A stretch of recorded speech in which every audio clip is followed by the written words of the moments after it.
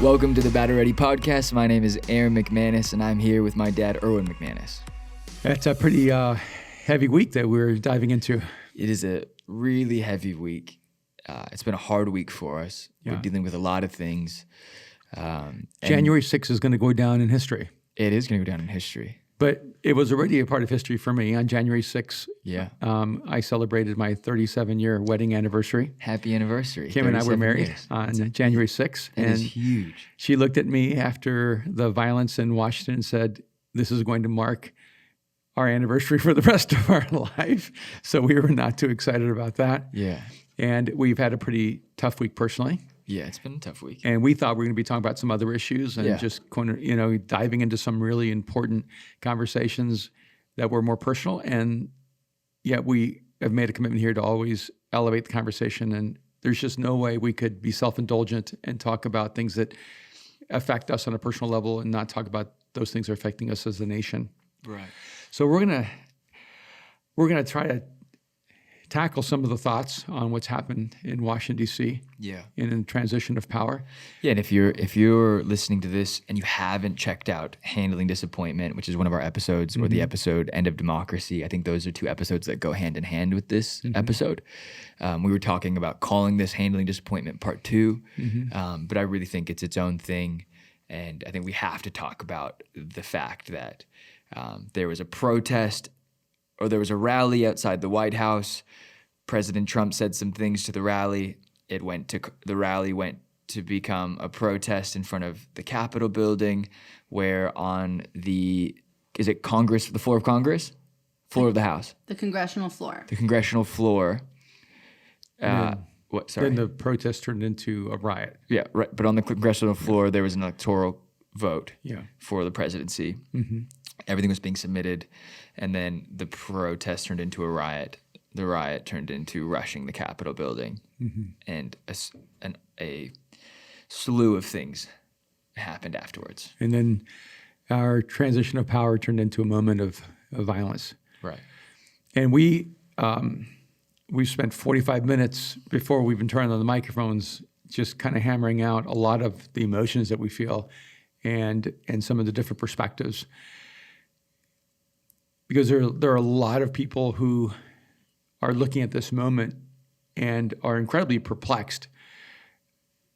But it feels to me, maybe I'll just start, well, I guess first of all we should start by saying that we've said this all along, any act of violence, of looting, of anarchy, go against everything we believe in, everything we want for our nation, for our families, for our future.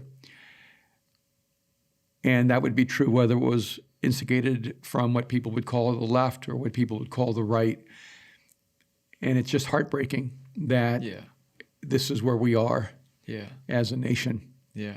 Some of the images to me are so stark, and honestly, some of the ones that really gripped me were there were videos of people hiding in the house, and one woman just praying out loud.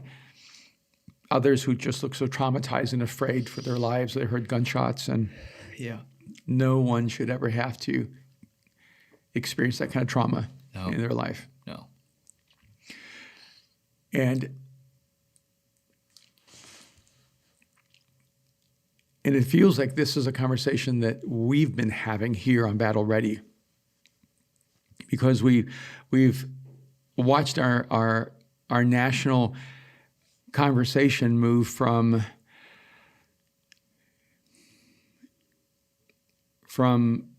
dialogue to debate to disagreement to anger, to protest, to violence, and then to looting and rioting. And the worst thing in the world is when a legitimate position or a legitimate view is co-opted by people on extremes. And it seems as if right now our national conversation is being marked by people on the extremes. And I was talking to one of my friends who is a Black American, and he said, "Hey, I'm obviously for social justice, and I'm obviously for the declaration that Black Lives Matters. I'm not as clear on the organization, Black Lives Matters." He goes, "But you have to know that the looting and the rioting is not reflective of who we are, because a lot of times the looting and the rioting that was happening throughout the year in cities all across America, that became the way the right would say, look, that's who the left is." Right. And a lot of my friends who have really legitimate concerns and cultural political positions, they're not being represented by the people who are destroying the stores on Rodeo Drive. Right. And I want to say that there are a lot of people, millions of them, in the same way, who have more politically conservative positions, I on this show talked about who I voted for. Yeah, and who advocate policies and positions that are more culturally to the right. They are not being represented by the people who rushed the Capitol and broke windows and terrorized the Senate and the House and tried to stop the peaceful transition of power. Those people, I'm convinced, do not represent the majority of Americans. And we cannot, as a nation, allow two extremes to define us and to divide us. We have to find a way to identify those extremes and polarize them so that they do not have power or voice in our society. Right. And there's a lot to kind of unpack here. I want to address a comment someone left on the podcast about me, but I also want to address, is this anti-American? And what does it mean to be an American, to be a healthy citizen, a contributing voice into this culture? Where is culture and society at? You have things like Twitter saying they're going to block President Trump's Twitter account. We've had moments where we've blocked people off of our Mosaic account. I've blocked people all the time. Is that a block of freedom of speech? And like all of these things. So, where does it get to at what point do we regulate? At what point do we establish what freedom of speech is? At what point, I want to talk about it as much of it as we can get through, because I think we spent an hour. We started the podcast, we got to 4.5 minutes in, and then we started pretty much having an ideological debate on what is it to be American or be anti-American, or is this President Trump's fault? Yeah, and even unwinding, what did he say? What didn't he say? What did the media say he said? What did he actually say? And some of it was, I was asking, honestly, because this just happened. So we're also catching up on a lot of the details and the facts. And so before we went live, Brooke read to me what the media said President Trump said, and because I wanted to be accurate, I asked innocently, is that a direct quote? Is it a direct quote? And then we found that it was not a direct quote. It was an assessment of what he said, which was written up as if it was what he said.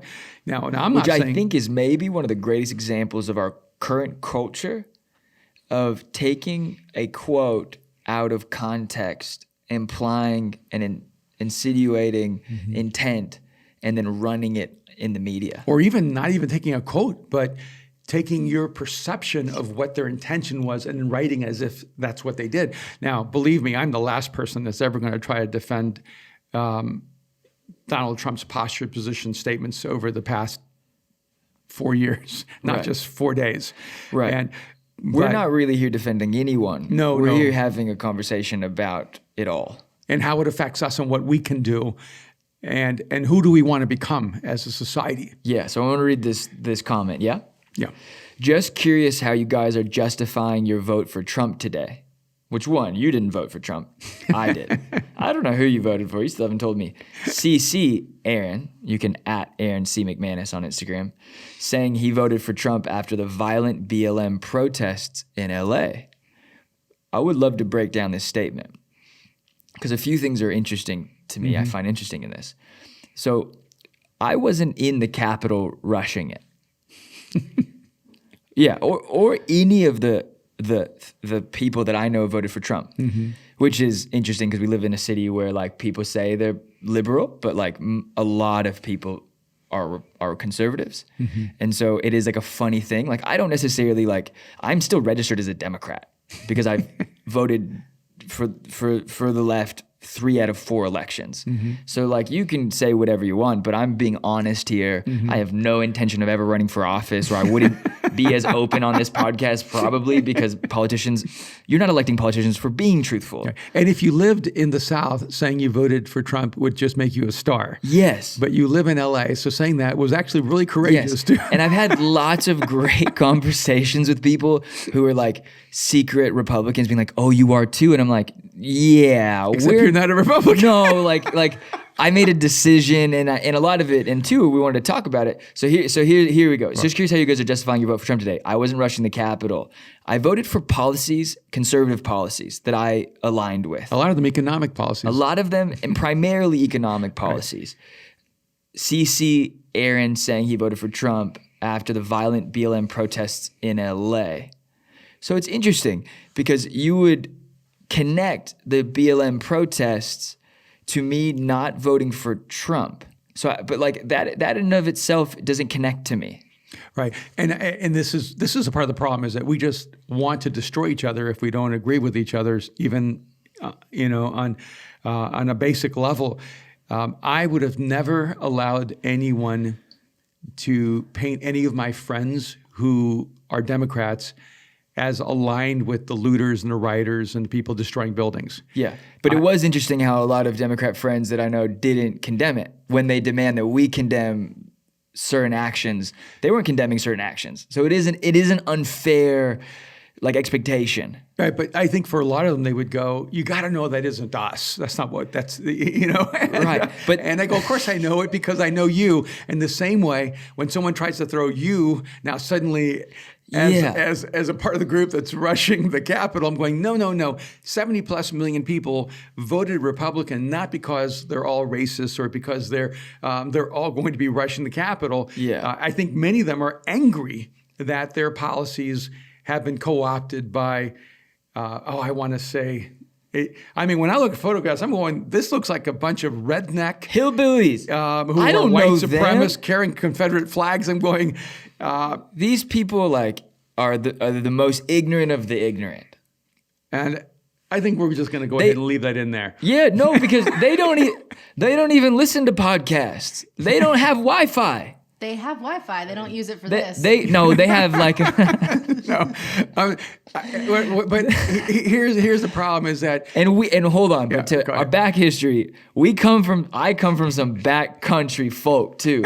My mom's mom comes from some back country. But they're all Democrats. They're all Democrats. Every one of them. Which is very funny too, because there's some North Carolina, Asheville living Democrats. And everyone's a Democrat there. Everyone, not even a question. Yeah. But they're all gun-owning Democrats, which is the funny thing too. Like that's where it just gets. And it would be like the epicenter of gun-toting racist Democrats, which is so hard for me to figure out how all this combines. So let's just stop trying to put people into the categories of the extremes and saying, oh, you see, that's who you are. Yes. So you said, do I like Trump less now? And I said, how could you like him less? You didn't like him at all. No. And in the podcast, I said that. But that's not what people hear. No, so like if we were to hold our friends who are on the, and you are more on the left than I am, but if we were to hold, if I was to hold everyone on the left to the same standard, Brooke, how do you justify voting for the left when you burn down most of our major cities' economic small business structures? Who I vote for is not who loots.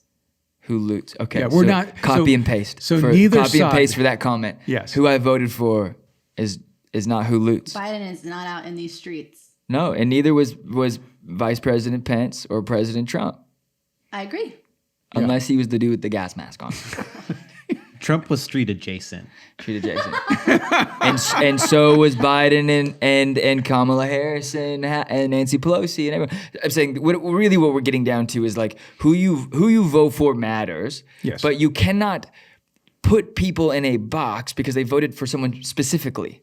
Right. Is the same thing of connecting every person that is on the left that is connected to the Clintons to Epstein. Mm-hmm. Right? That is the same thing. It is like you're using childish logic and you're making wild assumptions and implying massive detrimental implications on people's connection to some, like we can't be those rumor-based mill type of people. And ironically, after all this happened on the 6th, you said, when you read that to me about how do you feel about for voting for Trump, you said, I feel embarrassed. I said I feel embarrassed, but I feel less embarrassed now because this is what I'm saying.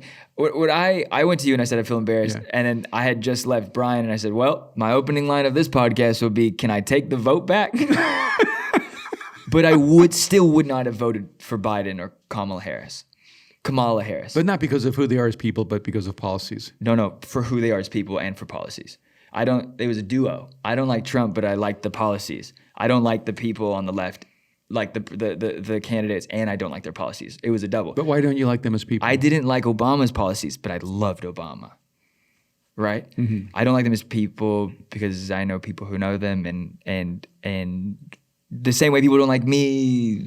There's conversations, and I don't agree with some of Kamala Harris's track record of throwing young black men in jail for marijuana, and whether I agree with it or not, like I think that's really not okay. And I think, you could say she was doing her job as being a lawyer, but like you can say a lot of things for a lot of people, Mm-hmm. And so it's like I don't think that's justification for what her track record or the things she supported. I think it's an oversight to praise her being the first black vice president, female, to overlook her track record in as an attorney. Yeah. So you're just saying mostly policies. Mostly policy. Yeah. No. I'm saying that's her person, like her person and her past work, right? Right. Yeah, but I think we have to distinguish between a person's political policies and like we don't know them as individuals. No. And so I'm always hesitant to say I don't like someone if I don't know them. Right. Well, when I say that, I mean, I'm not attracted to them as a person. Okay. Right. And so like, whereas Obama was like, I was so attracted to that as a person, like everything, family man and like really honest and really open and some things. And yeah, I know you love Michelle. And I really loved Michelle Obama. But then I don't agree with their policies at all. And as I get older, less and less. Mm-hmm. And so, but it doesn't change the fact that I really cared for them as my president. You know what I mean? Yeah. And still a huge fan. So like I don't demonize anyone because of one singular thing, right? Right. Like, and you know what? Like, and this is the other thing too, is like, I'm over it. We lost as like the person I voted for lost. I'm okay with that. Like, I'm excited to see the next 4 to 8 years of like what President-elect Joe Biden and VP and Kamala Harris are going to do. Like, for me, it's exciting, but I also am excited about the future. I'm not the one sitting there being like, they're going to destroy our country. I'm like, we already live in the highest tax, like one of the highest tax states in America. Like, if we really wanted to change all of those factors, we would leave, right? Like, I don't know. We're getting away from the core subject. No, I mean, I think this is also important that, because we actually talked about how to live with disappointment. And one of the things that our culture seems to not be able to do is to know how to graciously lose and humbly win. And also to be for the other person. Like, I want President Biden and Vice President Kamala Harris to be incredibly successful. Yes. And I wanted Trump and Pence to be successful. I think we're out of our minds when we want the person in the other party to be unsuccessful in making our country better. Yeah. And I hope against hope that this new Senate and House and executive office will give us 4 years where our nation develops a better culture. Yes. I think a lot of people on the right, and I'm not the speaker for the right. I'm just listening to my friends. I'm trying to read the news, and like me and Brian met up for an hour before we even walked in here. Like, I genuinely care. I want to hear and I want to understand. Like, any of my friends are listening to Newsmax and watching Newsmax. I'm like, stop. Stop. One of the most interesting moments of yesterday was me sitting in here. I was having a meeting just in here with the lights off and the cameras off, and Brian texts me, is like, "Are you watching this?" And I'm like, "No, send me video, send it to me." And it's the Capitol being rushed. And it was around 2 p.m. yesterday, or just after lunch, and then I immediately want to go, because it was mostly like liberal, because it's Brian, so it is mostly liberal news. And then I'm like, but immediately I want to go to the right and see, like, what are they saying? Nothing. Crickets. It's what? Crickets. Like, it was on their little like they were there watching, like filming it, but there was no tweets, there was no like press release yet. And I was like, oh, Murdoch's somewhere calling someone. Like, there's like, is it Murdoch? It's Murdoch, right? Yeah. Rupert Murdoch. Like, there's definitely some conversations being had. There is so much media bias. So I want you to walk this, because you walked this through, like, those 40 minutes that we had where we are never going to show anyone. I wish we could. Like, I want you to walk me through why this is not the same as the riots that happened adjacent to BLM. I don't even want to say it's BLM riots. The same way I don't want to say this is the Trump protests. These are people who were part of the protest that went and did something really dark. Yeah. But why is it not equal? Because on a personal level, you and Brian are actually friends. We are friends. I think you're my friend. Our conversation this morning was really nice. It was nice. And He didn't say we're friends, but he said it was nice. Dang. But you guys have like very different positions. It's somewhat, yeah. We have less different positions privately, probably. Yeah. I'm more publicly. You're a maverick. What? Maverick? I like challenging it, because I don't agree with the same way I don't agree with people who follow like slanderous Instagrams that bash anything from celebrities to churches to rumor mills to anything. Yeah. I don't agree with that. Like, I don't agree with people just going with the herd on like anything. Yeah, I just think that challenge, like, that is think freely, challenge everything, like question everything. That is maybe that's the third rule of law. Well, you have a sort of a very anarchist kind of perspective in terms of. No, I disagree. Not anarchy at all. Let him finish. What? Finish, but no anarchy. Because it's why I don't like Sean King. It's why I don't like Sean King. No. It feels anarchy, and I don't like that. Oh, yeah. We probably shouldn't name people. No. I think it's huge. I like Sean King personally because I've met him, and he's like a lovely human being. I do not agree with the way he positions and postures things. Doesn't mean I disagree with the fact that he posts it. I don't like that it's always negative. And I feel like that's really detrimental to a lot of young people's perception. It's why, like, on Mosaic, we're so hope-based. Yeah, and I didn't actually mean anarchist. I meant contrarian. For me, contrarian, yeah. Yes, Aaron's very contrarian.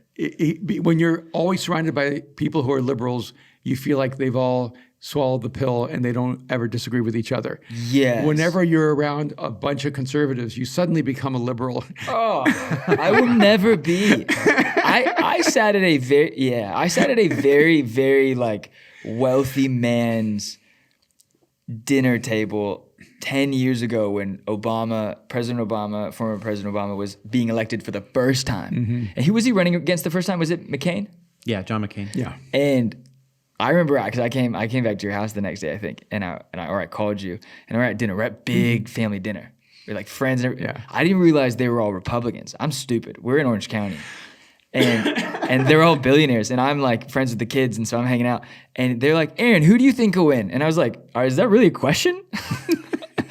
And I get kicked under the table by both the mom and my friend, like, "Shut your mouth." And I'm like, but before I was like, "No, there's no question. Like, President Obama is gonna landslide this thing." And I've always been against the grain in that regard. Yeah, you just don't like feeling like you're being forced to not think, but to hold a certain position. Right.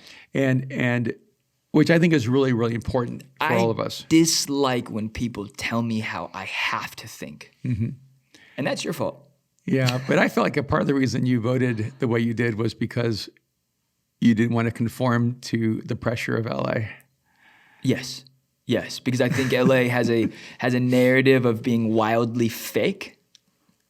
And an entire imposter culture.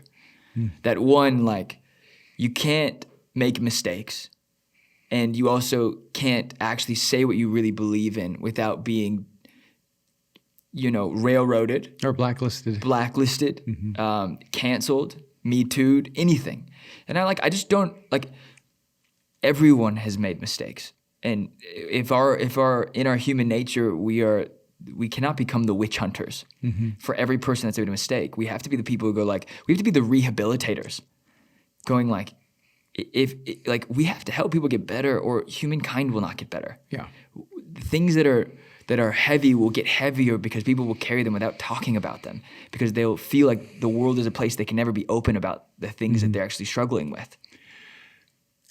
Yeah, I think that we make enough mistakes without having other people impugn motivation and intent that wasn't ours. Right. And so wait, I want you to walk us through why, because I think a lot of people on the right are going, well, look at what BLM did. Yeah. They burned, I've said this, they've burned, and I don't think BLM, sometimes I'm being very loose, so don't at me with the specifics, get the overall idea.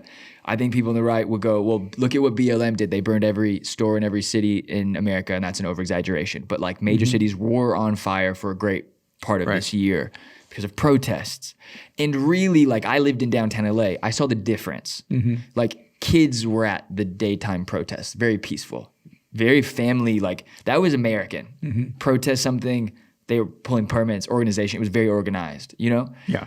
Then I could see it because I would watch outside my door. You could see the people who would come at night, and they weren't there all day. They would come when the sun set, and they would just loot everything. But you have to see that on the right, there's this similar thing.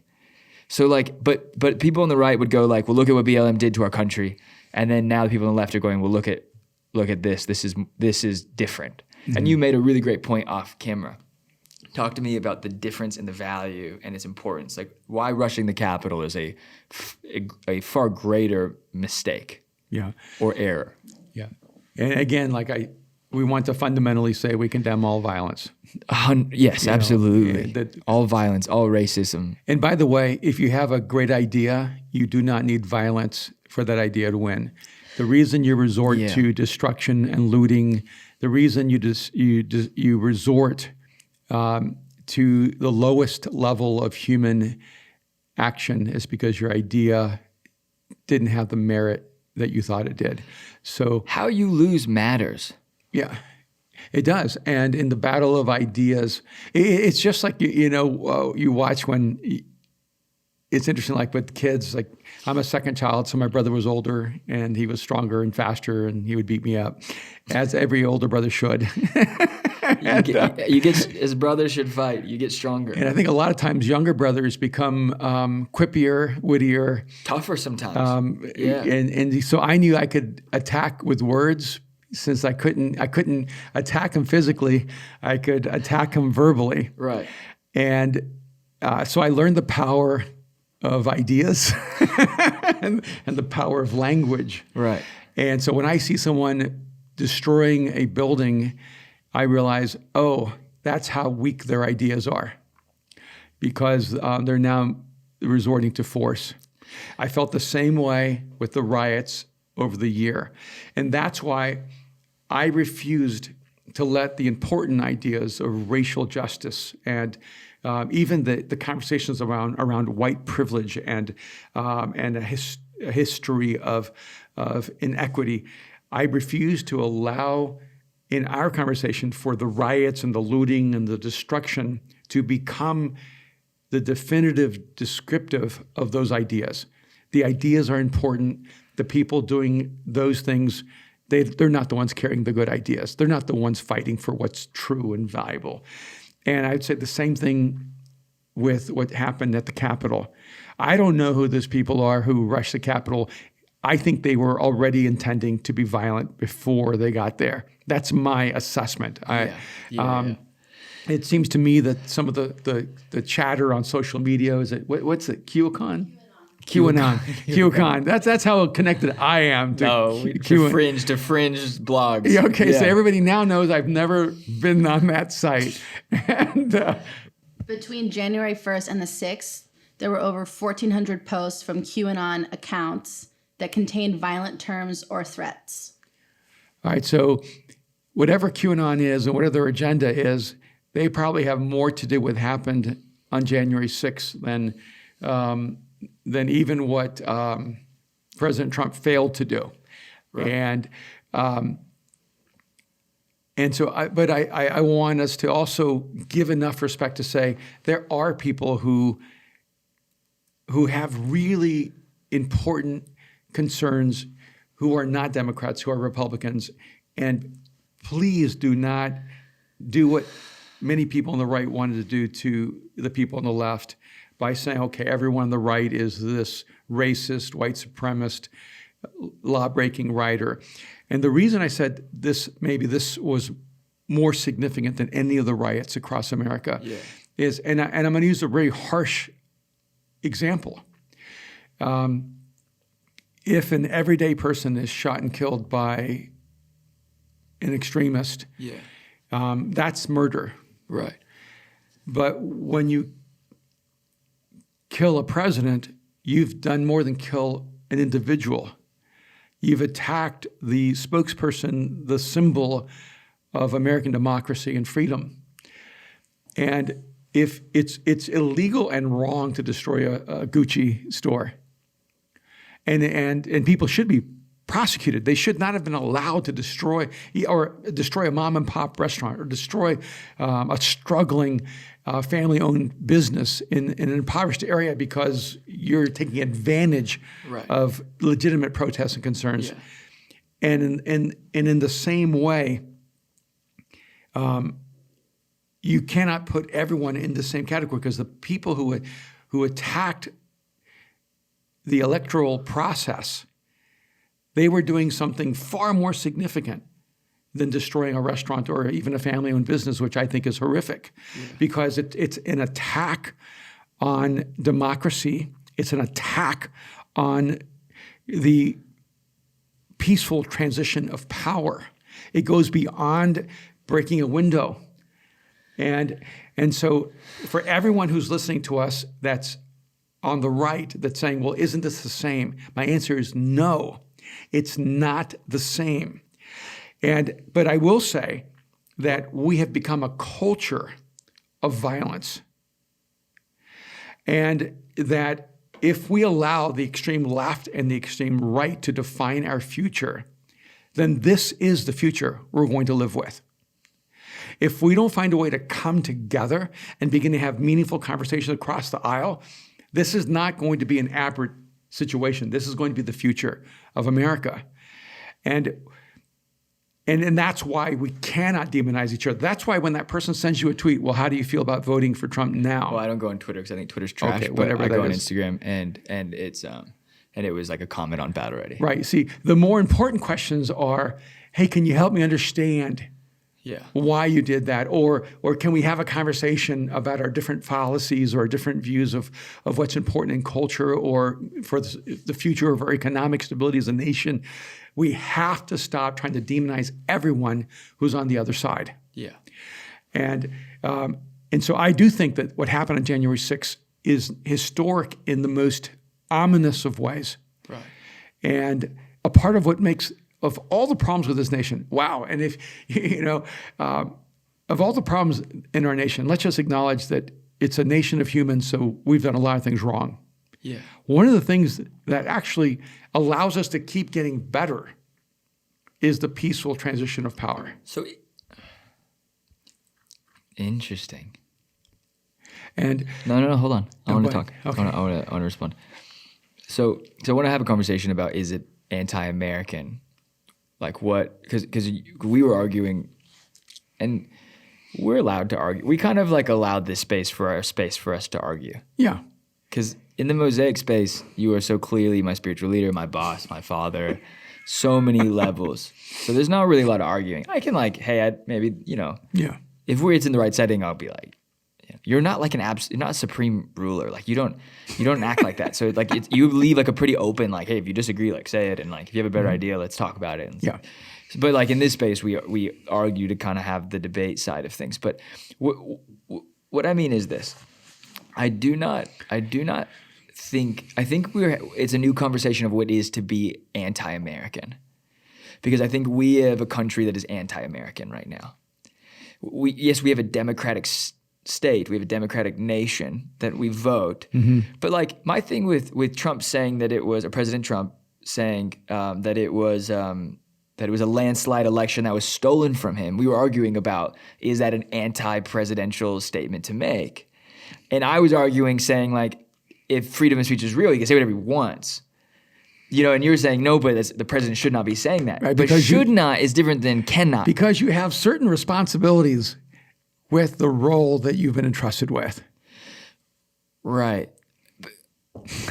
No, I agree. No, I agree.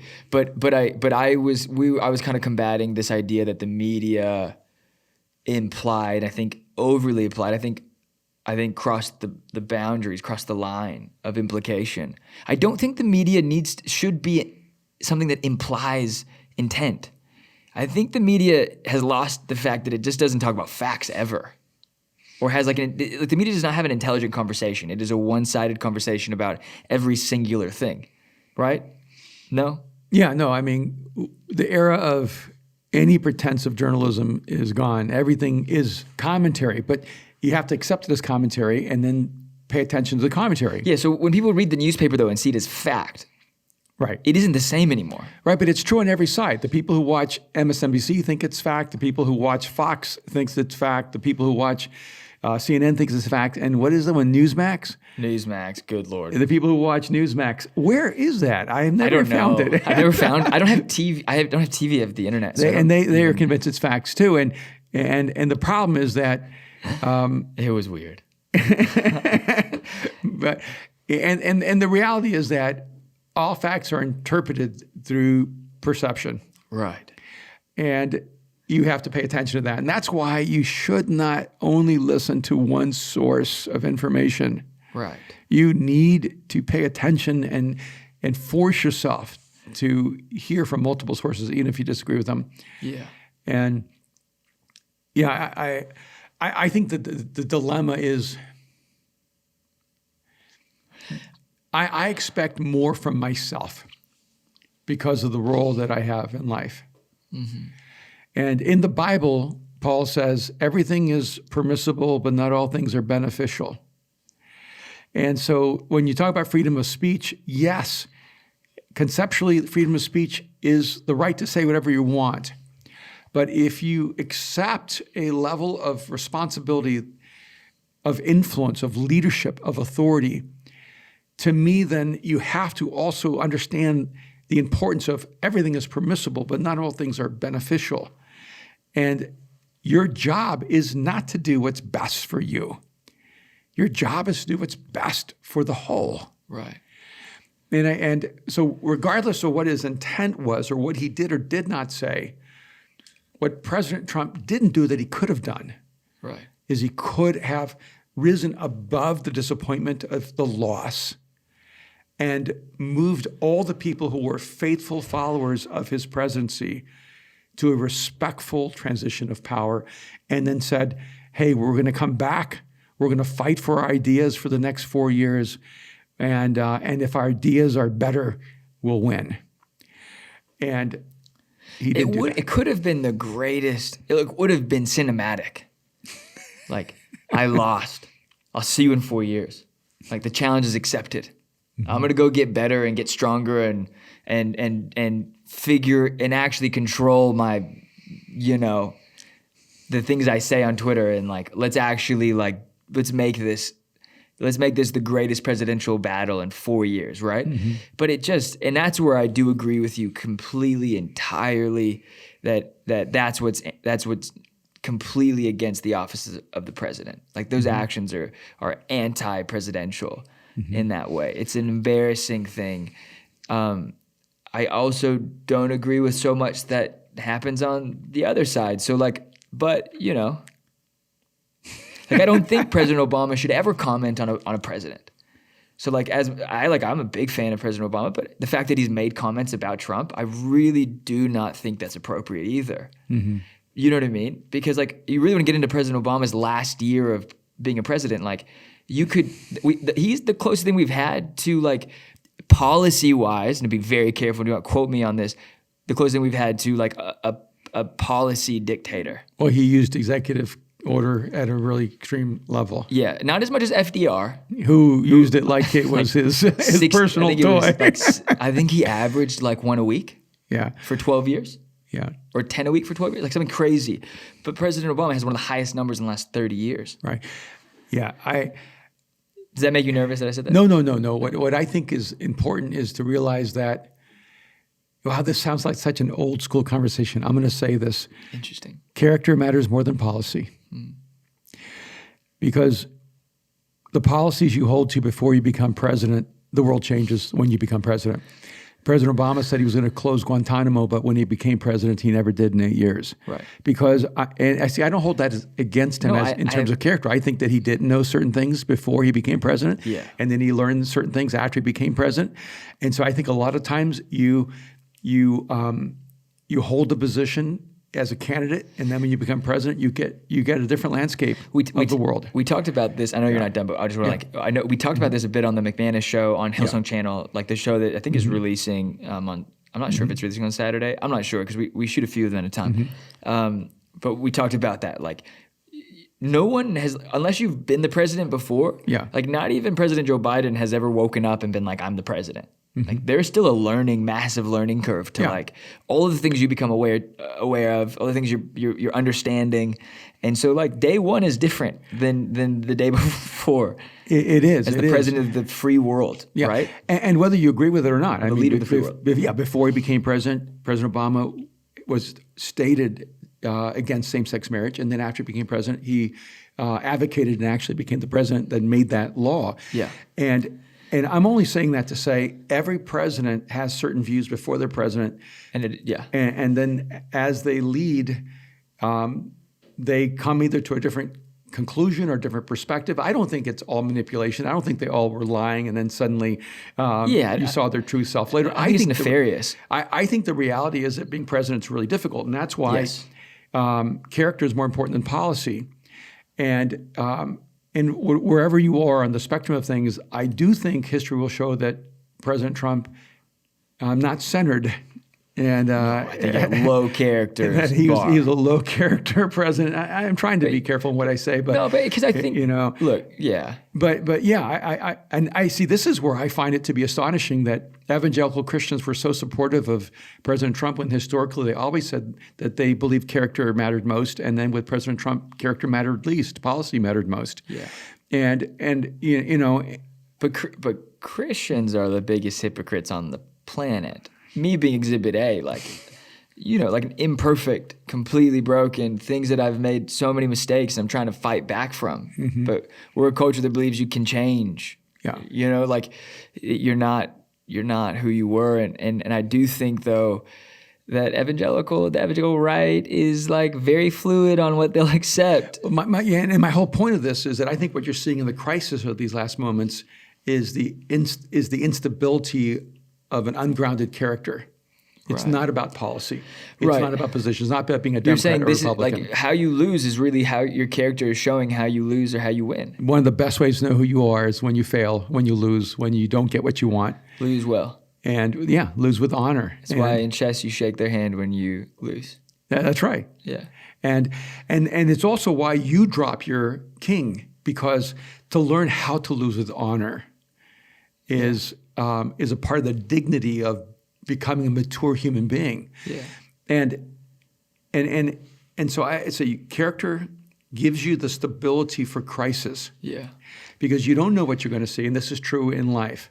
And then as you become more a person of character, you give up the rights that you don't have to give up, because everything's permissible, but not everything is beneficial. I agree with everything you're saying. I do think though that we become a culture that is like, if there's ever been a character flaw ever, we're going to catch it, publicize it, and destroy it.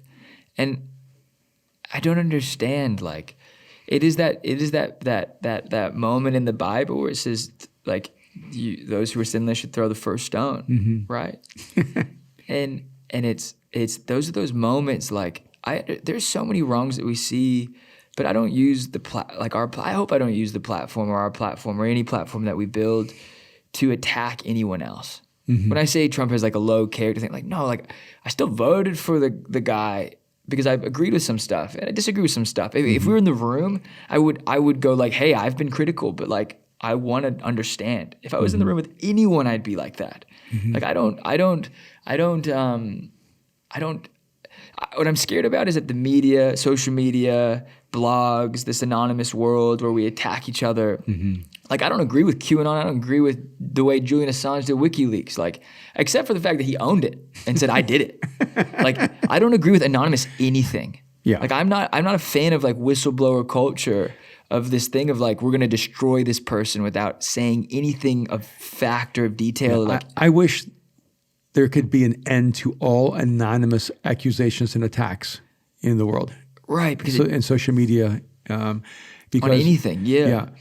Yeah, it doesn't make a better world. Let's make it a better word. So I'm like, for every person who's like trying so hard to just prove how awful President Trump is, stop. Stop wasting your breath. You're just making him more famous. Stop. And for every person who just, cannot sit still and like not bash President Joe Biden, like just stop. You have better things in this world. Like social media has become this opinion dump of like, it's a wasteland of like stuff you're trying to sell or opinions you're trying to slew. Like it has just become this thing that like, there's nothing pure in the world anymore when it's connected to social media. And it's this like, it's a continual cycle of spinning you, whether it's your personal opinion or like judgments. And it's like, I call out the person by name personally. Do you know what I mean? Like before you go to the media or Instagram, And say who you are. and say who you are, Yeah. and have a conversation and go from there. You know what I mean? Yeah. I'm kind of curious because if I remember correctly, the week Donald Trump was elected president, we had protests all across America, right? There was just like hundreds of thousands of I think it was mostly like women's marches, right? Yes. Across America. So he never had a day where the nation as a whole said your presidency was legitimate. Wouldn't you say that's accurate, Brian? I mean, he had a peaceful transition of power, but I would like the general sentiment is like the trending hashtag when he was elected was not my president. Right, not my president. And before he was actually even inaugurated, the Russia scandal already began. Yeah. And before he was actually nominated, the impeachment conversations already began. So we have to realize that we are accumulating momentum. Yeah. That it didn't just start on January 6th. That we've been delegitimizing each other for a long time. Which takes me back to what an incredible human being Al Gore is.